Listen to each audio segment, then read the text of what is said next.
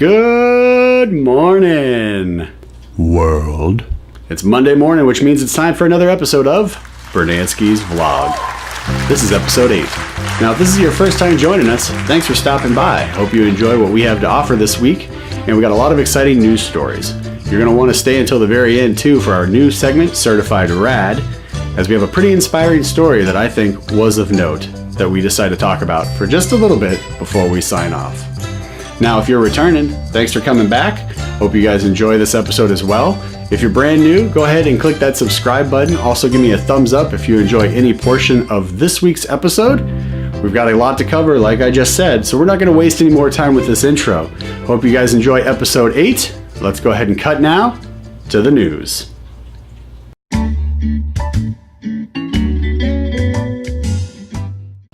Alright, in the news, the first story, Comcast, Amazon, and Apple are working on a VOD movie rental service, allowing new movies to be streamed 30 to 45 days after theatrical release for $30. Now, for $50, you might be able to get it 17 days after theatrical release. So I get that it would be nice for families to be able to spend $30 to $50 and enjoy the movie in the comfort of their own home, so they don't have to pack up the kids, try and corral everybody through the movie theater lines, etc., waiting at concessions. I get it. But movie going has always been about experiencing it with people. If you go to the movies, typically you don't go see a movie in a theater alone. Now, if you go late enough in the evening or early enough in the morning, like I have, you might be the only person in the theater, or there might be one or two other people in the theater with you, especially if it's a film that's been out for a while. But typically, if you're going to see a movie, there's going to be other people in the theater, and you're going to experience that moment with them, which makes movie-going experience special. So the idea of being able to rent a movie just to watch it in your own home, and it's a brand new release that you could see in theaters, is still such a new concept that it doesn't quite feel familiar enough to me that I can be like, yeah, this is totally a good idea, or why are we still doing this, right? So I'd like to see kind of what the impact of things might be, especially with stuff that we can get already that's direct to Amazon or direct to Netflix. I don't see a huge outpouring of support for those films yet, unless they're, mind-blowingly good, right? Some of the TV shows on Netflix are just so good that everybody talks about them, and then other people watch them. And then when you get to work, or you're at school or wherever, you're having those water cooler conversations where you're like, did you see that episode? Did you see that? This was super dope. What's going on? Blah, blah, blah. That's cool. But that's after the fact. And then it's not fresh. It's not right there. You're not in the moment. You're recreating a moment, which is slightly different. I'm curious to see kind of how this develops and what the public reaction will be once it's implemented. Because right now I'm like, I don't really like that. But to be fair, if it's 30 days after release, that's 4 weeks, right? So by week 4, usually the theaters are pretty thin anyway. There's not usually a lot of people. Going back to my earlier statement, if you go late at night or early in the morning to a movie that's been out for 4 weeks, 5 weeks, you might be the only one in the theater, or maybe there might be 1 or 2 other people. So, trying to keep that in mind, to keep my perspective, is important. So, I'd encourage you to do the same as these things start to roll out. But we'll kind of see what happens. Like I said, 4 weeks, but the 17-week or the 17-day thing, that's 2 weeks, 3 weeks, that. The movies are still, especially if it's a summer blockbuster, like Wonder Woman, which we'll be talking about later in the show. That movie had legs, and it just kept earning money. It just crossed $800 million worldwide. Huge success financially as well as critically, and for us fans, everybody is in agreement for the most part that this is a fantastic movie. So 17 days after release, it's still fresh. There's still a full packed house in the theater. But for other smaller films, indie films, etc., especially as we're coming now into the graveyard of movies, there's 2 times of the year for graveyards. It's at the beginning of the year, after the Christmas rush, so January into February, maybe March, and then it's right after the summer blockbusters hit. So curtailing the end of August into October-ish, And then we get into Oscar movie season where everyone's like, yeah, give me those dramatic human pieces. So And we'll talk about that a little bit later in the show too, as to what's coming out this weekend and why this is the graveyard. So I think the 30 days is okay, but I think the 17 days is a little too fresh. Denzel Washington is set to come back to the sequel of The Equalizer, currently titled Equalizer 2, which makes this his first sequel ever. Antoine Fuqua is set to direct. Now, Equalizer came out in 2014, so it's been a couple years, so I had to go back and rewatch it. So I just did that this past weekend, and man, I forgot how good that movie was. It's long, it's a little long, and I think that's mostly because of the opening of the movie is a little slow, right? Because we're getting to know the character, we're getting to know Chloe Moretz' character, who is kind of like the match that sparks Denzel's character to get back into the lifestyle that he once had. So it's a little slow at the beginning, but then, you know, once we understand what's going on and we get into that scene with the Russians in that restaurant or that office bar restaurant area, like, we're off and running. And Antoine Fuqua is such a great director when it comes to street level gritty violence. If you were to be like, what property would you like Antoine Fuqua to direct for a superhero film, I would say that I would throw him up in the category of, you know, a Daredevil movie, a Batman movie, a Green Arrow movie, any of those like detective-ish kind of films where you got a lot of punching, a lot of gunplay. In Green Arrow's case, obviously, you know, bow and arrows with explosions and stuff like that. But like any of those street level characters that use their hands, their fists, and their body to combat people, right? Less superpowers, more human. Like, that's where I would like to see him go, because he is really good at capturing emotion on a human level in the midst of combat. So, and that is prevalent in The Equalizer. It was such a great film. I forgot how much I enjoyed it. So watching it this past weekend, I was like, yep, looking forward to The Equalizer 2. Now, this is, again, his first sequel ever, and he's going to be working with the same director he worked with. So I'm hopeful that we're going to get something good, just like we did with The Equalizer, and it won't be like, you know,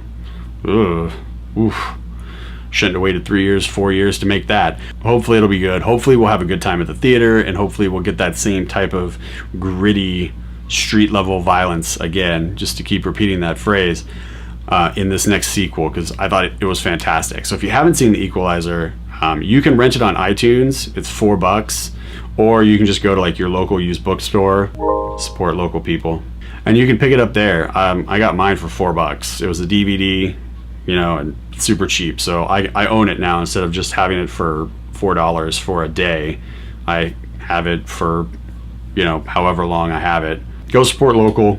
Go to your local bookstore. Check it out. Or, you know, Redbox. You can always rent it for $1. But definitely worth your time. It's a little longer, but still fun. Godzilla vs. Kong will take place in the present following the events of Godzilla 2. This will not be a period piece, per director Adam Wingard. Okay, so I didn't see the first Godzilla movie because I heard it wasn't that great, and I heard that Godzilla is not really in it, which was confusing because it's a Godzilla movie. But I did see King Kong, and I really enjoyed King Kong for what it was, just monsters fighting monsters and then humans trying to survive, right? And then there's the human element where Samuel L. Jackson goes crazy, and then it's like, you know, the struggle and the tension between his character and the other characters. It was just a really well done film, and it was a lot of fun. So when they said, yeah, we're going to do, you know, the Godzilla versus Kong movie, and then they showed the pictures of like Mothra and other stuff, I was like, this could be super dope if they do it right. And with today's special effects teams, I don't see why they can't. So I'm looking forward to this. I was really excited when they announced it. And the fact that they're doing it in the present means that Kong should be even more gigantic than he was, because that was set, you know, like in the 70s. So the present, now fast forward, you know, 40 plus years, 50 plus years. I would assume that you're like me and you're excited that this is going to be a thing that we're all going to get to enjoy. So I hope you're excited about it, because I am, because, you know, monsters beating each other up, who doesn't like that? That's crazy awesome. So check it out. Go back and watch Kong. It's now on DVD and Blu-ray, so you definitely can pick that up.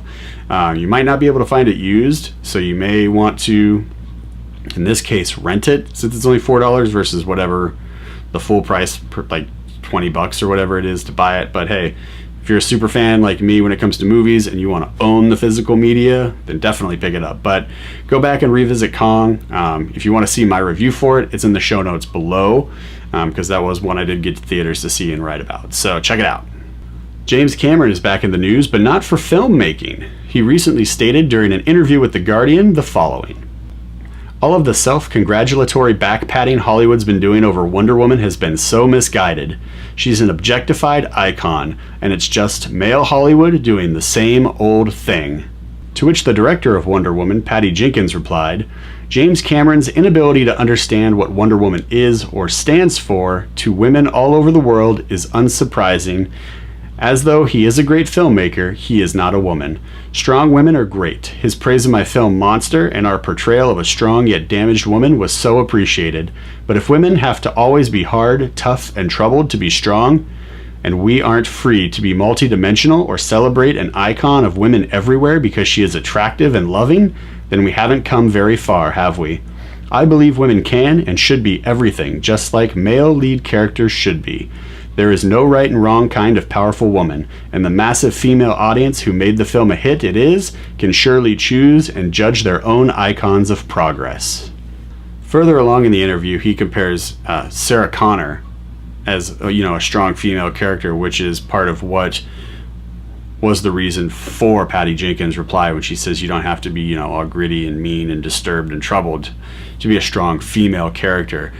And, I gotta say, if you're gonna compare Sarah Connor and Terminator to Wonder Woman, outside of the fact that they're both female leads, I don't really see the comparison, because they're two such opposites as far as personality and story goes that it's not even, in my opinion, it's not even a reasonable comparison to try and stack those two up against each other. Now, if you were to do like a Twitter poll and you were like, who did you like better? Okay, great. But if you're actually going to compare them just on the basis of like who's a better character and who's more fit to be a female icon, I think you're out of your league here. Now, James Cameron's made some great films. Everybody knows that. That's not in question. But for him to speak up and be like, oh, well, blah, blah, blah. Can we spell sour grapes? Wonder Woman just made over $800 million worldwide. And you're going to be like, well, meh. Give me a break, Cameron. You were so far out of your league on this one. This is ridiculous. She was strong. She was determined. She was heroic. She was intelligent. She was compassionate. She was loving. I mean, she had so much in her character that just blew me away in the theaters. I saw that movie like 3 or 4 times in the theaters, because it was such a strong film in general. Now, the ending falls apart a little bit at the end. The CGI gets a little... I mean, the movie itself is going to stand alone for probably 20 years, unless some weird thing happens, like where Christopher Nolan comes in and makes, Wonder Woman the movie, and he does it in a completely different fashion, and we get that resurgence like with what happened with Dark Knight. But I don't see that happening, because Wonder Woman was so good, and everybody had such a great time in the theater with it. I see that movie lasting a generation. I really do. I think there's little kids growing up right now that are watching Wonder Woman. You've seen the photos on the internet of Gal Gadot talking to these little girls and them being like wearing their little Wonder Woman capes and stuff like that. It's adorable. So I don't see this movie going anywhere. This was a great film, and for James Cameron to be like, well, she's just objectified. What reality are you in, bro? What is going on? Sour grapes. That's what I smell. So if you walk by James Cameron, he's probably not drunk on wine. It's just the sour grapes. The DCEU is making movie decisions as random as a Family Guy script. So let's go ahead and take a look at their film slate. We have Aquaman, Wonder Woman 2, Flash, Shazam, without Black Adam, a Black Adam movie, right now currently set to star Dwayne "The Rock" Johnson. We have a Joker solo origin film. We have a Joker and Harley movie. We have Gotham City Sirens. We have Batgirl. We have Suicide Squad 2. And we have The Batman, which right now might be set in the 1980s.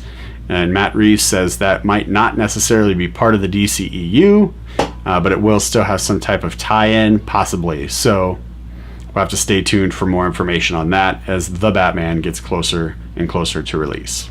What are you doing, DC? This is so all over the place. You've got Joker, Joker and Harley, Gotham City Sirens, Batgirl, The Batman. That's 5 movies right there that the Joker could be in. And you're going to have 2 separate Jokers at one point from the rumor mill. So what are we doing? Why are we like? I get the points that, you know, with the comparison to comics, right? I get those points to where like you could have a one-shot comic, which is just that single issue of that particular character in its own little world, its own reality, right? And that could be what they're doing for the Joker movie, the origin film that Scorsese is set to produce or is looking to produce with Todd Phillips, the director. So I get it, right? It's a one shot. But what are we doing? Why are you intentionally trying to confuse your audience even more? Now, people who follow the movie news like myself and you guys who are watching the show, you guys get the information so we can clear things up and we can make sense of the madness that they're trying to create online with all of these bizarre pairings. I just don't get it. You've got Superman now. We haven't seen Justice League, so we don't know what's going to happen there. They're saying Flash is going to be Flashpoint, where he could reset everything in the timeline, which means we may have like the Gal Gadot Wonder Woman from one reality mixed with a Batman, which could be completely different from another reality. And then maybe that solo Joker origin film with Todd Phillips and Scorsese, that could bring in a new Joker. Like, there's myriad possibilities for this, right? It's the Flash. With the Flash, you can pretty much rewrite your entire catalog of films, because one film with the Flash could change everything. Like, if you follow comics, you know that. So, and if you don't, stay here on the show and I'll walk you through it. What are we doing, DC? Like, it feels like you're just reaching you have like all these ideas, like you're sitting around the table and you're like throwing these ideas into a fishbowl and you pull out a thing and you're like, oh, this is what we're gonna do now. And it's like, who does this? It's almost like the Key and Peele sketch for Gremlins 2, where the guy comes in and he's like the script doctor, and they just go around the room coming up with all of these absurd ideas, and the guy who's at the head of the table is like, no, we're not doing that. But then every crazy idea gets made. Like, I feel like that's what's going on right now in the DCEU. Like, no one has a firm set plan. You're going to make a Shazam movie, but you're not going to have his arch rival, who's really his only villain. Like, I mean, he's fought Superman and stuff like that, but it's Shazam and Black Adam. Like, those two guys head to head. Like, that's the team up you want to see. And the idea that you're going to have a Shazam movie without his arch nemesis, possibly not even explaining why he's the arch nemesis, like, and then he's going to the arch nemesis will have his own solo movie, but then you have 5 other movies that the Joker could be in, and there's no real talk about if Shazam is ever even going to cross over. Like, communicate what your plan is so you can actually quell the fears and the stress of your DC fanboys and fangirls. Like, because you said you're building a universe just like Marvel, you know, an extended universe of films that all of these stories are going to be wrapped up. That's what you guys said. So explain it. If you're going to have these characters that aren't part of that, are you scrapping that idea? Then just say it. We're not doing that anymore. Here's what we're doing. Great, cool, I'm straight. Let's move forward with that plan then, because you guys can make good movies. We've just seen it with Wonder Woman. I enjoyed the Superman film, even though it was mixed reviews. There were parts of Suicide Squad I enjoyed up to that 3rd act. Like, I know you guys can do it. Just do it, and then communicate what you're planning to do so that we can sit back and have some type of anticipation for what's about to come, because now we're excited, because we're like, okay, we know you guys can do it. Tell us what you're going to do so we can get excited about it with you. And we're good. All right, we had some action on Netflix this week as Jerry Seinfeld gets a stand-up special on Netflix. There was an official trailer for that and the premiere date of September 19th of this year, as well as the new animated comedy by Nick Kroll and Andrew Goldberg, Big Mouth. That released a teaser trailer, and both of those links are in the show notes below. I mean, this is pretty cool news, right? We have Comedians in Cars Getting Coffee, which has been running on Crackle. So, and if you aren't familiar with what Crackle is, it's an app for streaming. It's a video on demand, a VOD service. And Seinfeld has been working exclusively with Crackle on the series Comedians in Cars Getting Coffee, which I am a huge fan of. I love Comedians in Cars Getting Coffee. I think the one he does with Ricky Gervais and the one he does with Brian Regan and the one he does with Alec Baldwin knock it out of the park. He's had a lot of other ones that were really good. The one with Jimmy Fallon was funny. Like, there's a lot of people he brings on that are, they slay. They slay. It's, you know, 20 to 30 minutes of just 2 comedians in a car, driving to get coffee, and they're just talking like comedians would talk. It's absolutely brilliant and so much fun. So check out Comedians in Cars Getting Coffee. But Netflix approached him and said, hey, we want to eventually transition you from Crackle to Netflix, so Comedians in Cars Getting Coffee can be on Netflix, which I think is amazing. So looking forward to that. But now they also have a stand-up special he's going to be doing. Now the description of it was like him going through and working through some stuff, which made me kind of go, wait a minute, why? The Comedian, the movie, The Comedian, was that. So I'm looking forward to getting more information about what this special is going to be as we get closer, because the stand-up special is talking about like, yeah, it's going to show him working through old material and trying to get back into it, and that literally is the movie The Comedian. Now, if you're an artist and you're trying to create something and you're trying to, figure out where you want to go with your artistry, a musician, whatever, it doesn't matter. The lessons that you can learn from The Comedian, I think, span all of artistry. I think no matter what field you're in, if you're just starting out or you're trying to create something new because you're kind of burned out of one category. So let's say you were a painter and you just can't do that anymore, so now you're a writer, or you want to get back to something else. He really walks you through like what your mindset needs to be to get back on top, right? And to really achieve what you're trying to achieve. And then there's like a side story with another comedian that he has a whole different view of things. But if you just watch the parts with Seinfeld and you hear his thought process on what it takes for him to create this new material and how much he feels he needs to work and why he feels that way, it's really inspiring. So I definitely recommend you check out The Comedian. It's a documentary, but it's still a movie, and this new thing on Netflix sounds like that thing that already exists. So I'm curious to see what the difference between the two will be, and if there will be any difference at all. I don't know. It may just be like a Netflix version of that, so it'd be like The Comedian 2.0. We'll have to wait and see. But then Nick Kroll, like this, it looks good, it looks funny, right? So check it out. Animated comedies for adults right now are kind of hitting big, and I think it's because you can get away with more in animation as far as dialogue is concerned. Like, you can really push the boundaries. So if you're like 40 and under, you grew up with shows like on reruns, so stuff like All in the Family and Laugh-In, Sanford and Son, like where they were really pushing the boundaries of comedy, and they took risks. Even the first Police Academy movie, like these were, if you stack that movie up today, like you wouldn't be able to make these shows or these movies today. Like there'd be no way. The PC police would be all over it. It would be shut down. There would be vitriol all over Twitter. Like it'd be game over. So, but definitely check out the trailers. They're in the show notes below. All right, next up we have some honorable mentions. Forbes releases the top paid actors list. So congratulations to Mark Wahlberg on being the #1 highest paid actor at $68 million. Morgan Freeman will receive a SAG Life Achievement Award on January 21st of 2018. He's the 54th recipient for career achievement and humanitarian efforts. James Gunn confirms that Guardians of the Galaxy Volume 3 will set up the MCU for the next 10 years. #ambitious. Sony announced a 5-disc box set of all the live-action Spider-Man films, and that is set to arrive sometime in October. All right, so that's it for the news this week.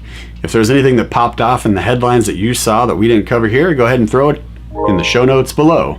And all week long, we can keep that conversation going about what we see and what we think, and really build out that community of movie lovers and movie enjoyers. Right now, let's go ahead and segue into the next segment of this week's episode. It's going to be movie reviews. I had an opportunity to check out 2 films this weekend. We'll go ahead and hear about those right now.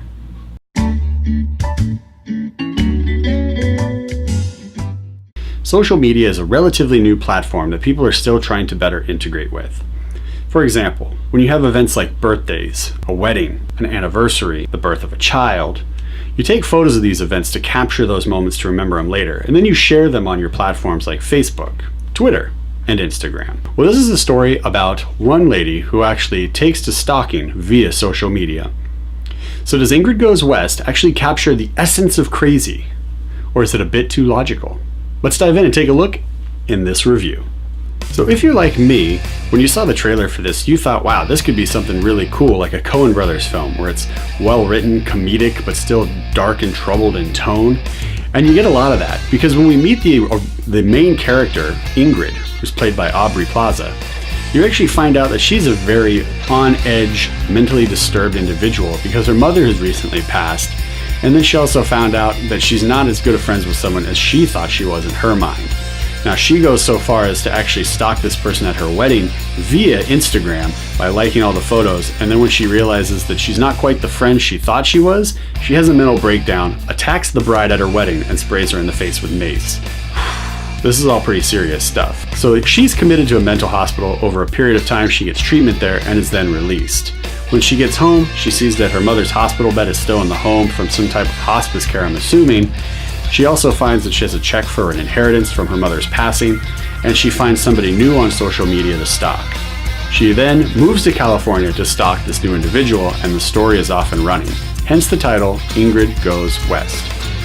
In so much as she also creates a brand new Instagram page called Ingrid Goes West. So they're really driving that plot home.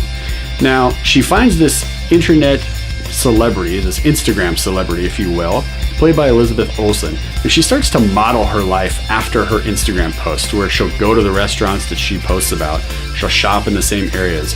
She kind of learns where Elizabeth is actually taking place in this story to try and mold herself after her. Halfway into the movie, I was wondering if this film was going to be something like the old movie All About Eve, which is a record holder for how many Oscars it's won.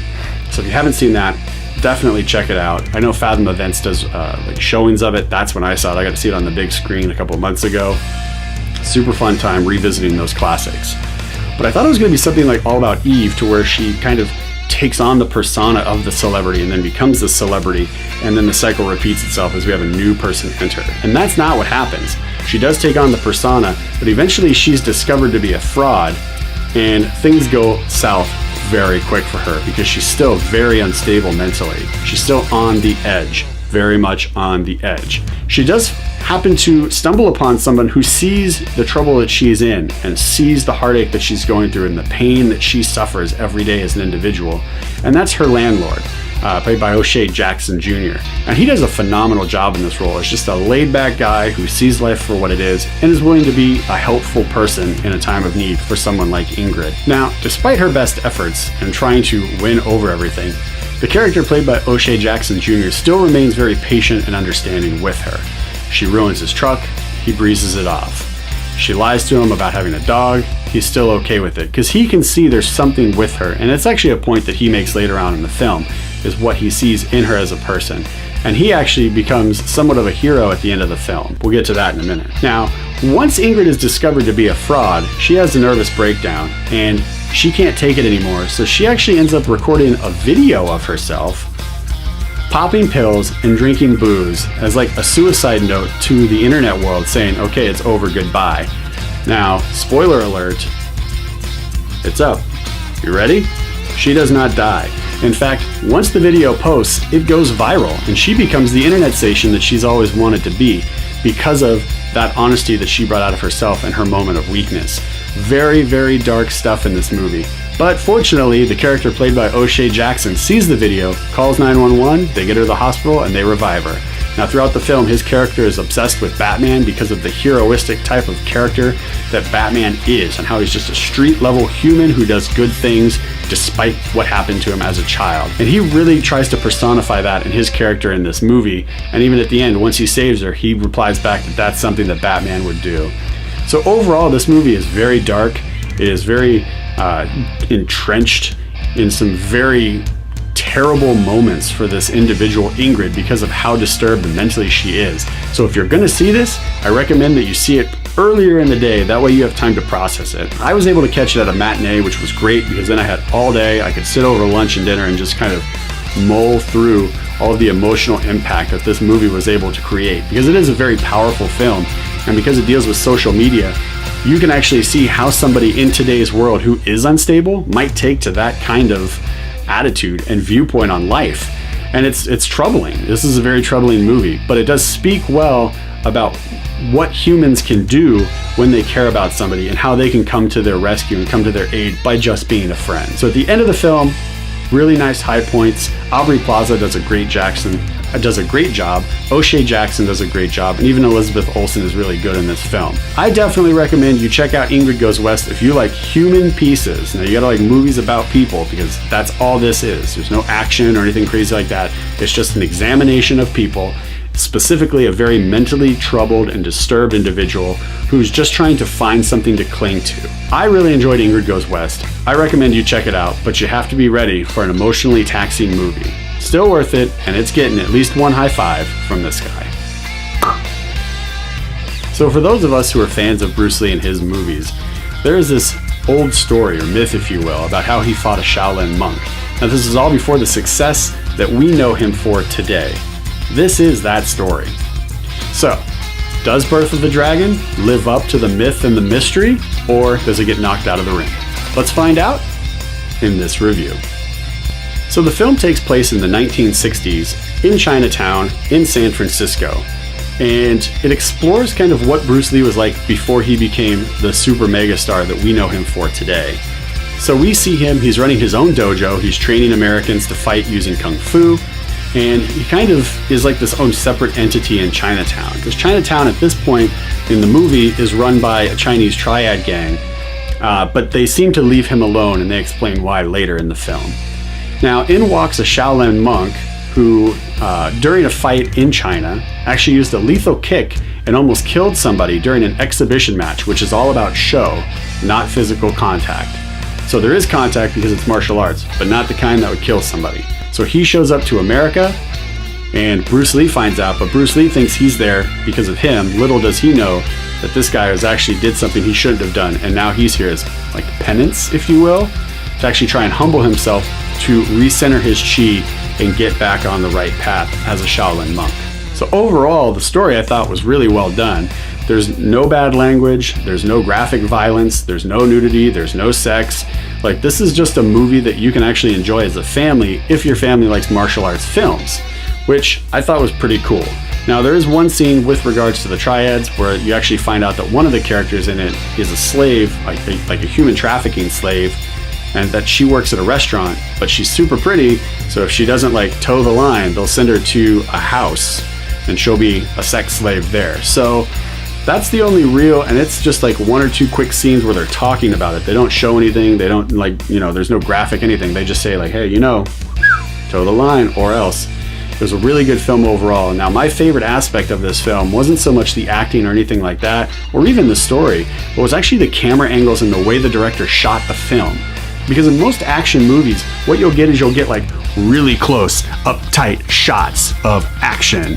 And you're kind of led to believe that action is happening, even though you can't quite see it, because it's like fist up close, face up close, elbow up close. So that's the action scene, but not in this movie. In this movie, we are panned back, like we are right now. So you can actually see both people and what's going on. They show the full room, too, during some of the fights. So you actually get a sense that you're in the room watching the fights as it's happening. Even when they are in the karate tournament and Bruce Lee is showing off his infamous 1-inch punch, that's all wide angle shots. So you really get to see the karate tournament match. You get to see the fights that take place. So you get a sense that the characters playing Bruce Lee and Wong Jackman, the Shaolin monk, they actually know what they're doing because they do. These are Kung Fu artists giving us the treat of visual Kung Fu. And I thought that was great. So if you watch it, pay attention to those wide shots, because we're not getting these up close, super tight, are they fighting, aren't they fighting? It's wide back. It's the full room. You feel like you're in the room watching them fight each other. It was fantastic. There's a brief gambling story, but there's also a love story that runs the gambit of the film. And both of these are kind of subplots to highlight the character of Bruce Lee and the Shaolin monk, Wong Jackman. Because they show at the core, even though, yes, Bruce Lee is very arrogant in this film, and the monk is very prideful and he's trying to humble himself and find his center to rebalance his chi, they still have care for people in the neighborhood, and they set themselves up to try and help these individuals throughout the film. And I thought that was a pretty touching moment overall. For a Kung Fu movie, it still had a lot of heart, and I really enjoyed it. So Birth of the Dragon is in theaters right now. I definitely recommend that you guys check this out. Like I said, it's a family-friendly film as far as I'm concerned, because there's no bad language, there's no graphic violence, it's just Kung Fu. There's no nudity, there's no sex, it's just a good story about two guys going into this one epic fight, and it's a lot of fun. Now, once the fight ends, there is another fight that happens afterwards too, which you'll get to enjoy. And that was, I mean, that's super great. We're talking people falling downstairs, breaking tables, super good stuff. Definitely check out Birth of the Dragon if you like kung fu movies, or if you just like a good action movie that you can watch with the whole family. Are your kids in karate? Do they take kung fu? Sit down with them and watch this movie and have a family moment.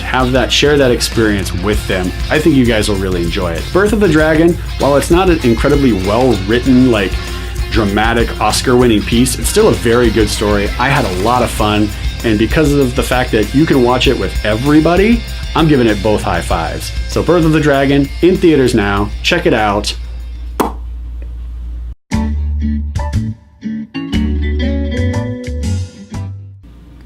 All right, it's Monday morning, which means the box office numbers are in. So let's go ahead and take a look and see what everybody else was watching this weekend. Coming in at number 5, we have Logan Lucky with $4,366,894. Coming in at number 4, we have Wind River with $4,410,610. Number 3 is Leap with $5,015,500. Number 2 is Annabelle Creation with $7,350,000. And number 1 is The Hitman's Bodyguard with $10,050,000. Okay, so these numbers are surprisingly low. When I first saw them, I had to do a double take to make sure I was at the right website, and I was looking at the full weekend, not just, like one day. And this was the full weekend. I mean, combined, those top 5 came in under 50 million, which is really surprising for a weekend. So I did a little fact check, and I was like, let me just use the Google machine, and I will find out if this is a low weekend, like by normal standards, or if I'm just like, ooh, it's too early in the morning, Jeremy. You're just being crazy. So I pulled it up, took a look. It is actually one of the lowest weekends in 20 years for an August weekend. And I don't really know what's attributing to that. There's a lot of people that were like, no, it's the Conor or it's the McGregor and Mayweather fight. But that brought in about 2.6 million. So that would have placed in the top 10 for the weekend, but it wouldn't have placed in the top 5. So we can't really say that there was so many people out watching this ridiculous nonsense of a fight that they detracted money from the box office this weekend. Now, before you go up in arms like, rah, rah, rah, rah, rah, this is an incredible boxing match. It's not. You have a boxer versus a non-boxer in a boxing competition. Now, if you would have put Mayweather up against McGregor, and McGregor could have used his regular fighting style, and it would have been like a cage match, like Street Fighter, the video game, come to life, then I probably would have tuned into your pay-per-view. But when you take a boxer, a world-class boxer, and a non-boxer, and you decide, let's have a boxing match, you lost me. That's ridiculous. Ludicrous. I digress. Let's move forward. So overall, it's a pretty low weekend. I am happy to see that The Hitman's Bodyguard is still number 1, even though it's number 1 with just over 10 million. The Hitman's Bodyguard was a lot of fun. It was really funny. I still need to go see it a second time. I might actually go do it this weekend because as you're about to see, there's really not much coming out this weekend, especially that captures my interest. So if you haven't seen The Hitman's Bodyguard, I recommend you go ahead and take some time and check that out. So let's go ahead and take a look now at what's coming out this weekend. So this weekend, we have Tulip Fever. We have The Inhumans, the TV show. It's coming out a special release on IMAX. So you'll actually be able to go to an IMAX screening and see the first 2 episodes of that. So I plan on seeing it if I can get around to a theater this weekend, and just kind of checking that out to see what the big to-do is as to why they would need an IMAX release, because everything leading up to this release has not been good news. Now, as a fan of The Inhumans, I'm cautiously going to be walking into the theater. ABC has not done a great job with Agents of S.H.I.E.L.D. in my opinion, and what they did with The Inhumans in that was lackluster as far as I was concerned. So I'm not walking into the theater with high hopes that it's going to blow me away, but I am hoping that it's going to be good, and all of the apprehension I feel towards them ruining this collection of characters that I enjoy, we can minimize that little anxiety that I feel about them destroying a great body of characters. So fingers crossed. Also, Close Encounters of the Third Kind is doing a re-release for its anniversary. If you are a huge fan of Close Encounters of the Third Kind, and you're like, that is the greatest sci-fi movie ever, then you can go ahead and check that out in big screen. It'll be coming out your way. So that's pretty much it for the weekend. I mean, again, this weekend was low for box office earnings. I can't even imagine what next weekend is going to be like, with the only new major release being Tulip Fever. Man. So hopefully Hitman's Bodyguard stays number one for a third weekend, because that'd be great for them just to be able to say third weekend in a row, number one movie in America. Plus, it's a really fun movie. So, yeah. So let's find out what's coming out on DVD and Blu-ray as well. All right, coming out on DVD and Blu-ray, we have Batman and Harley Quinn, the animated movie. We have My Cousin Rachel. We have A Family Man. And we have Baywatch. So if you were like me and you heard terrible things about Baywatch, now would probably be the weekend to check it out. You should be able to rent it or stream it. I don't know if it'll be available right away on Redbox, but you should be able to at least like VOD it somehow, maybe through iTunes or something. And you can go ahead and check that out for way cheaper than you would a movie ticket price. So yeah, and then if you are a fan of the DC animated films like I am, because I think DC animation is really good with their storytelling, you might want to check out Batman and Harley Quinn. I haven't really heard too much about it, so I can't say one way or the other on if it'll be good or not, but overall, DC animation does a really good job with their stories, and it's actually surprising how much attention they pay to their stories and their characters in their animation world, when their live action DCEU is just chaos. So, and their TV shows too, their regular TV shows in the CW are written really well too. So it's like, you guys are knocking it out of the park with animation and TV, and you can't seem to get your movies right. So check those out. A Family Man, if you like Gerald Butler films or Gerard Butler films, you might like that. My Cousin Rachel, I'm not really familiar with, so I can't speak to that. But Batman and Harley Quinn might be good. Baywatch might be funny for a rental price. And then if you like Gerard Butler, you might check out Family Man. But that's it for DVDs and Blu-rays. So now we're going to go into the new segment, which we just started last week, which is called Certified Rad. And this is just news stories that I see, or things that I find, or an email that gets sent to me where I'm like, that's super dope, that's certified rad. And then we just go ahead and talk about it. Now, this doesn't have to do with movies. It could be anything. Last week was the first time we did it, and it was about anniversary speakers that Capitol Studios and Klipsch is releasing. So, completely random. It could be completely off topic of movies. It's just something that caught my attention that I went, that's pretty rad. Let's take a look at what this week's certified rad is. Now, if you're like me and millions of other people, you follow Dwayne "The Rock" Johnson on Instagram. Why? Because it's Dwayne "The Rock" Johnson, and he's a charismatic guy, and he puts up some really inspiring and often humorous posts on his Instagram. I was scrolling through my feed on Instagram, and all of a sudden I saw this picture of like a kid, like kind of like in recovery, and I was like, what on earth is this? Why is The Rock posting this? So I read the little blip he put on there, and I was like, is this for real, for real? So I did a little research, used the Google machine, pulled it up, checked a couple different news sites to make sure that like the story was the same across the board, and I was like, yes, this is certified rad. So in case you missed it, in case you aren't following him, this didn't happen right away. This happened a while ago, but it just came to his attention, so he just posted it, and now we're bringing it to you here on this week's episode for certified rad. So the story goes, 10-year-old boy Jacob O'Connor actually walked outside. He's 10. Walked outside and saw his 2-year-old brother face down in the pool, drowned. So what does he do? He rescues his brother, pulls him out, flips him over, starts doing CPR on him. 10 years old, his 2-year-old brother, starts doing CPR on him, and he keeps doing the chest compressions and everything else until his little brother pukes up the water, starts breathing, revived back to life. Crazy, right? He just saved his brother's life, and he's only 10 years old. That's amazing. There are like heroes that this kid looks up to, like Captain America, Iron Man, Batman, Superman, Spider-Man, Green Lantern. Like, I'm sure this kid loves all of, the DC and Marvel characters. But the truth of the matter is, Jacob, you are actually a real life hero. You saved your brother's life, and for that, you, sir, are certified rad. Now, if you want, you can go to the news site that I verified it on. One of the news sites was ABC News. So I'm going to go ahead and throw that link in the show notes below. But that is crazy impressive. Now, when the news got to him and they asked him, hey kid, you're 10, where did you learn CPR? This is why The Rock put it on his feed. He said he learned CPR by watching The Rock do CPR in the movie San Andreas. Shut it down.